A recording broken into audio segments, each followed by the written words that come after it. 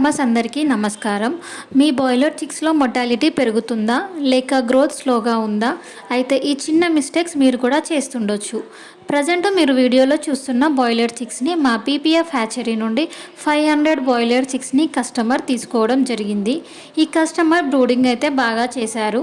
Boiler చిక్స్లో growth బాగా రావాలి అంటే బాయిలర్ చిక్స్ ఫామ్లోకి వచ్చిన మొదటి 7 రోజులు చాలా జాగ్రత్తగా చూసుకోవాలి.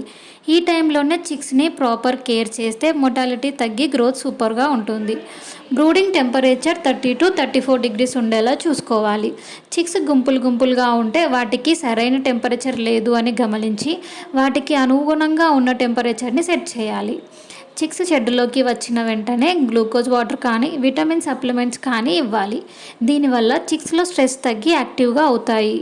క్వాలిటీ ఫీడ్ని ఫస్ట్ డే నుండి స్టార్ట్ చేయాలి. ఖచ్చితంగా కంపెనీ ఫీడే ఇవ్వాలి. మంచి ఫీడ్ ఉంటే ఎఫ్సిఆర్ కూడా ఇంప్రూవ్ అవుతుంది.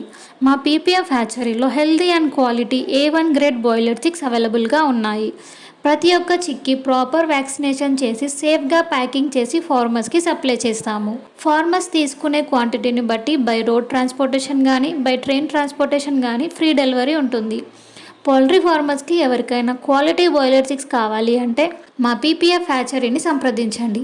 మా దగ్గర చిక్స్ మాత్రమే కాకుండా చిక్స్ మెయింటెనెన్స్ విషయంలో మీకు మా పీపీఎఫ్ టీం ప్రతిరోజు గైడెన్స్ ఇస్తూ ఉంటారు.